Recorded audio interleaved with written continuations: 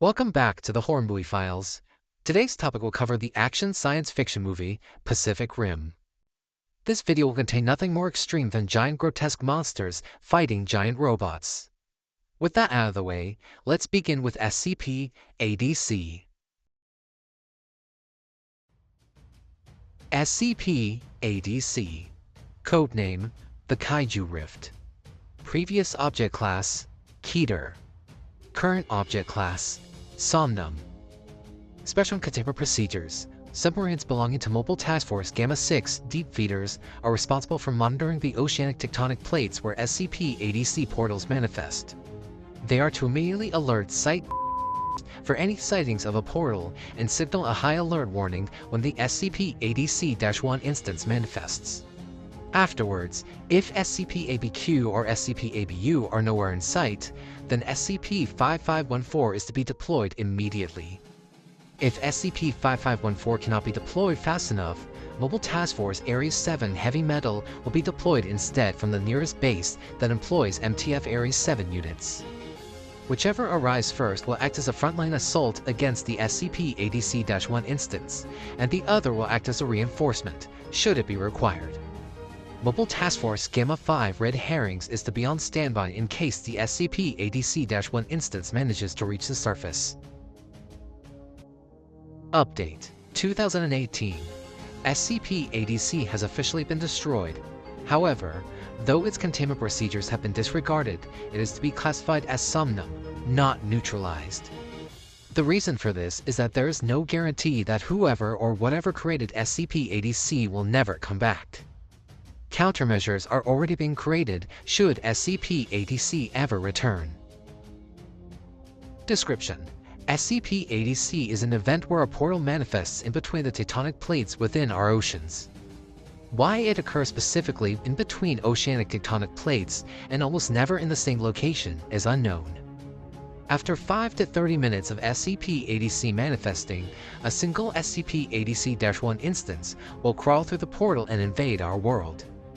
SCP-ADC-1 instances are artificial large-scale anomalies created by an unknown species of interest from another reality. SCP-ADC-1 instances come to our world to destroy everything they come across with no clear pattern or destination. They seem to only be driven by causing as much death and destruction as possible. Despite the obvious threats, SCP-ADC-1 instances can be killed through excessive firepower, or quite easily by SCP-5514 or SCP-ABQ. However, once killed, they begin to release large amounts of their blood, which is a highly toxic and explosive substance. The blood has been dubbed SCP-ADC-2 and was originally utilized in fuel testing purposes due to its explosive capabilities. Unfortunately, it's not only toxic but extremely unstable and prone to produce lots of carbon monoxide waste into the air. Furthermore, in more recent years, the Foundation has come across more stable and clean energy sources. Thus, testing and utilization of SCP-ADC-2 has slowly become more and more stagnant. Further dissection of SCP-ADC-1 instances have revealed their tissue, and by extension their DNA, is exactly the same to one another.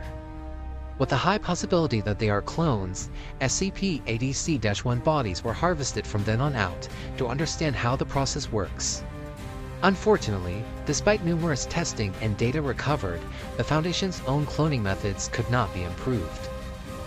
We have, however, found numerous ways to utilize SCP-ADC-1 flesh, organs, and bones for various purposes such as fertilizer and surprisingly efficient health supplements. SCP-ADC first manifested in 2013, but thankfully, the SCP-ADC-1 instance was killed by SCP-ABQ before it could reach the surface. Though the SCP-ADC-1 instance manifested before the Foundation could do anything, containment of the situation was declared a success thanks to SCP-ABQ. Thus, the only thing left to do was to clean up the SCP-ADC-2 substance. However, 6 months later, another SCP-ADC-1 instance manifested from another portal. From then on, the the pattern continued with the SCP-ABQ, SCP-ABU, or SCP-5514 being entrusted to kill the SCP-ADC-1 instance. Unfortunately, as time went on, the amount of time it takes for a new SCP-ADC portal to manifest had accelerated bit by bit. Furthermore, each new SCP-ADC-1 instance would be bigger, stronger, more durable, and possess more complex bodies and combat tactics. Dr. Mark believes this is proof that SCP-ADC as a whole was created by an unknown but advanced species of interest, with the intent to use the SCP-ADC-1 instances to wipe out humanity so that Earth could be colonized without resistance. Unfortunately, as far as the Foundation is aware, there is no way for our forces to go through an SCP-ADC portal and stop these species of interest from creating more SCP-ADC-1 instances. Regardless, efforts to find a way to destroy the SCP-ADC portals or prevent them from manifesting are ongoing. For now, the best countermeasures we have is to increase mechanized suit production for Mobile Task Force Ares 7 Heavy Metal. Update 2018.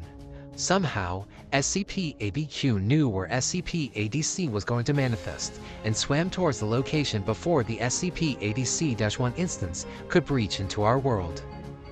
Once it arrived, SCP-ABQ blasted its atomic breath into the portal and continued to do so for about an hour before swimming away. The portal quickly closed, with no SCP-ADC-1 instance manifesting.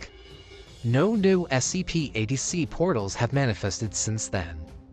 It is unknown as to how SCP-ABQ could have known where the SCP-ADC portal was going to manifest, nor is it known as to why it chose to strike at that exact moment and not earlier or later. It is because there are still so many unknown variables in regards to SCP-ADC is why it is labeled Object Class Somnum. And that was SCP-ADC. Thank you to everyone for watching this video to the end. Please subscribe to the channel if you haven't already, as I upload new shorts every weekday and have a new video prepared every week. Also, don't forget to leave a like on the video and comment down below what you thought. All criticism is helpful to creators, so please don't hold back on your opinions. Though, if you're a new watcher on YouTube, please follow me on Tumblr, as most of my projects are there, including all the latest files, tales, and news about SCP horror movie files. Link will be in the description below. But, if you're more interested in getting access to content early, please become a member of my Patreon. Just like the Shining Canyon, William Adams, and Cierra Hernandez, you'll get early access to up to 10 videos, other SCP-HMF content, be able to request art, view my growing artwork collection, and view first drafts on all my future projects. I update my Patreon daily and always announce major updates, so as a patron, you'll never miss out. Link will also be in the description. Thank you all again for watching, and hope to see you in the next video.